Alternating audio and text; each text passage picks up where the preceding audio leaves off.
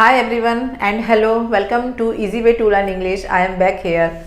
So guys, and as you know, we are running a series of direct and indirect. So today we are at 7 part of that series.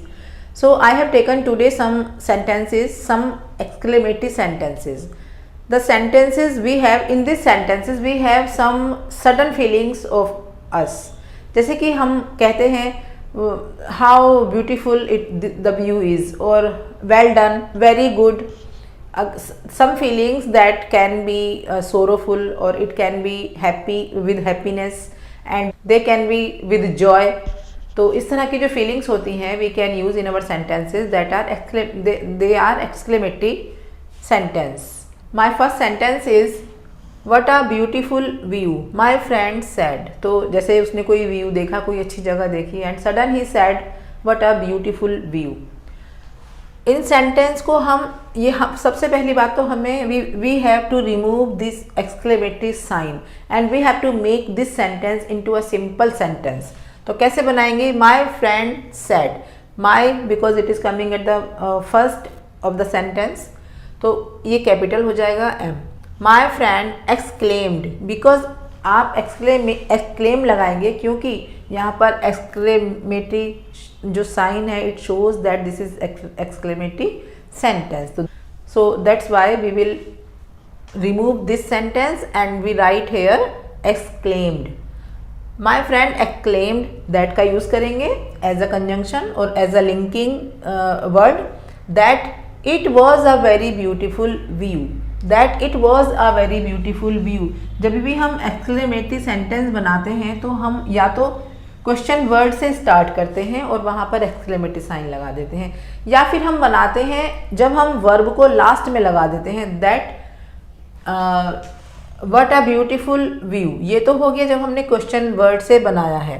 तो हम simple sentence बनाने के लिए हमें क्या करना होगा? पहले तो हम इसको फर्स्ट क्लॉज बना देंगे. My friend sad, my friend exclaimed that what a beautiful view. View के लिए तो इट का यूज करेंगे. इट वॉज इज, और उसको भी हम व्यू के लिए it as a pronoun use करेंगे और सेंटेंस बनाएंगे पास्ट में, क्योंकि फ्रेंड अब नहीं कह रहा है, फ्रेंड ने बहुत पहले बोला था. तो it was a very beautiful view. What a beautiful का मतलब है कि जब the view which he has seen that is very beautiful. What a beautiful का मतलब है दैट वॉज वेरी ब्यूटिफुल. तो was a very beautiful view, क्योंकि अगर सिंपल सा कोई सीन होगा तो nobody will say what a beautiful view. ऐसे तो कोई भी नहीं बोलेगा. अगर इट वॉज वेरी सिंपल तो nobody will say like this. Second sentence is they said आहा पापा हैज कम. एज सून पापा शी लवी सो हर पापा एंड शी क्राइड हा हा पापा हैज कम. तो it was the feeling of happiness. ये हैप्पीनेस, खुशी की फीलिंग थी पापा को देखकर. Then we will add in this sentence with joy or with delight. With joy or with delight. So I am making this sentence with joy.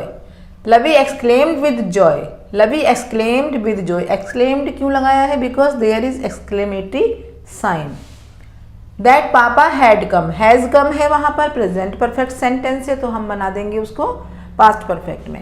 Lavi exclaimed with joy that Papa had come. He said goodbye my friends. He said, or he bade. Bade means विदाई देना. He bade to his friends with goodbye. Goodbye कहकर उसने अपने friends को विदाई दी. तब हम इसको कैसे कन्वर्ट करेंगे? He bade goodbye. उसने goodbye कहा अपने फ्रेंड्स को. He bade goodbye to his friends. Simple sentence बना दिया है. He bade goodbye to his friends.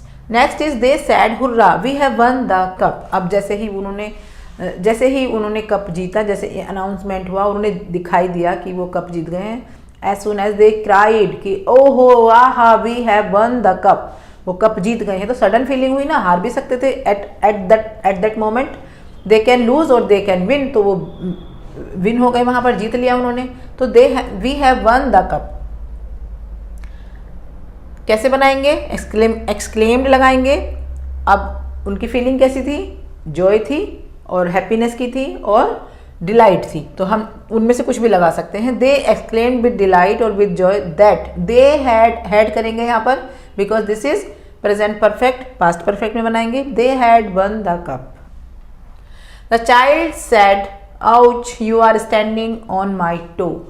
The child, when he feel pain, when the child feels pain, somebody is standing on her or his toe, then he cried, oh, you are standing on my toe. Toe means fingers of legs, toes, leg की जो finger होती हैं that are called toes. So he cried, ouch, you are standing on my toes. The child exclaimed, toes ही कर देते हैं toes.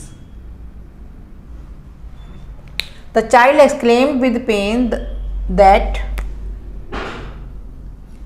he was standing on his toe. The child exclaimed with pain because he is feeling pain. तो आपको थोड़ा sense लगाना पड़ेगा कि जो रिपोर्टेड स्पीच है उसमें कौन सी फीलिंग्स हमें शो हो रही है. पेन फील हो रहा है, जॉय फील हो रहा है या सोरो, उस तरह से आप सेंटेंस में यहाँ पर लिख सकते हैं. The child exclaimed with pain that he was standing on his toe, on his toes. Next sentence is, he said, alas how foolish I have been. मतलब उसे लग रहा है कि वो कितना अभी तक foolish रहा है, कितना ही बेवकूफ़ था वो आज तक. तो he said, alas how foolish I have been. He confessed भी लगा सकते हैं और regret भी लगा सकते हैं. he confessed, और ऐसे भी ठीक है, he confessed with regret. He confessed with regret, उसे फील हुआ, उसने सोचा अपने बारे में कि कितना बेवकूफ़ था वो. He confessed with regret that she had been very foolish. He said, how foolish I have been. He had been.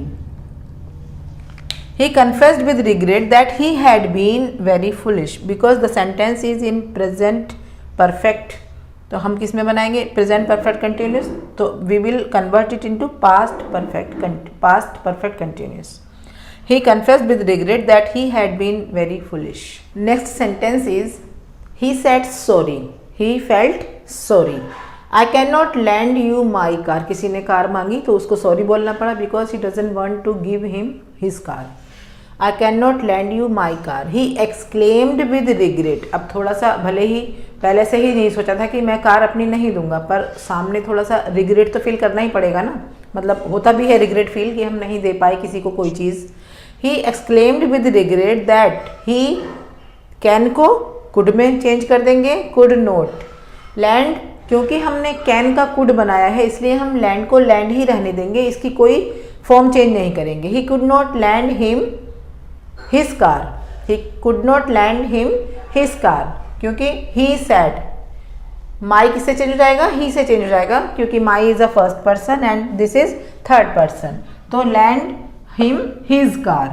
Rajan said to him, bravo, you did well. खुश होकर बोलने की बात है कि तुमने बहुत अच्छा किया, किसी को प्रेज किया है, किसी की तारीफ की है. तो राजन प्रेज्ड हिम, राजन ने उसकी तारीफ की, क्या कहकर? saying that he had done well. इस तरह के सेंटेंस भी आते हैं एग्जाम में जहाँ पर हमें अपने पास से एक वर्ड लगाना पड़ता है, saying. Rajan praised him saying that he had done well. he had, you object से चेंज होगा, ऑब्जेक्ट थर्ड पर्सन है तो यू का ही हो जाएगा, यू हैड. क्योंकि पास्ट इंडेफिनिट में बना है, डिड पास्ट इंडेफिनिट का साइन है तो बनाएंगे पास्ट परफेक्ट में. पास्ट इंडेफिनिट को पास्ट परफेक्ट में हमें बनाना है, तो that he had done well. Next sentence, the fox said to the crow, how pretty you are. You must have heard the story of fox and crow, but in that story fox was saying that you sing very well, but here this is how pretty you are. The fox said to the crow, how pretty you are. तो crow को बोला गया है कि कितने तुम सुंदर लग रहे हो. तो how pretty का मतलब very pretty. The fox praised the crow. Fox ने क्रो को क्या कहकर प्रेज किया? दैट. हम ही भी लगा सकते हैं क्रो के लिए.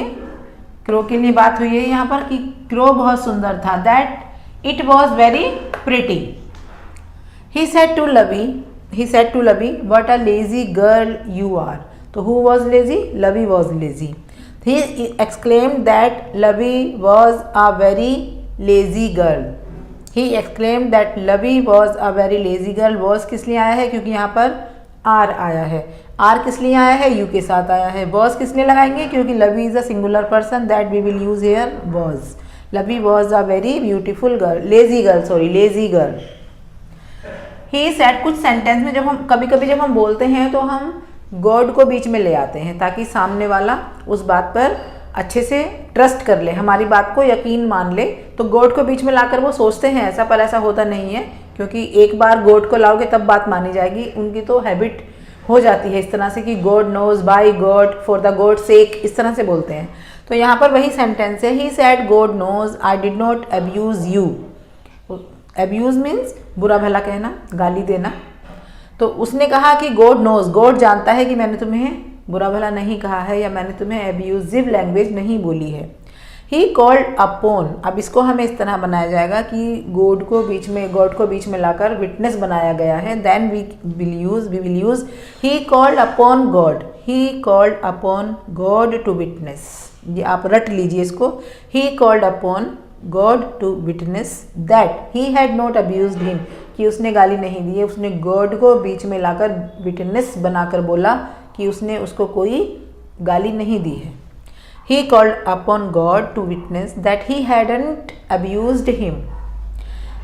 She said, God knows I did not steal your book, कि मैंने तुम्हारी बुक नहीं चुराई है। Again he called God. She called upon God to witness.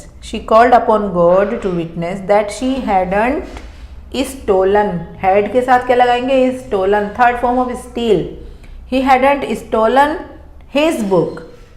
किससे चेंज होगा ये? He said, I से। He hadn't not stolen my book. उसने मेरी बुक नहीं चुराई है, उसने बोला। Okay guys, so it brings me to the end of the video. If you like the video, if you learn something really new from my videos, then please subscribe to my channel and I will be back soon.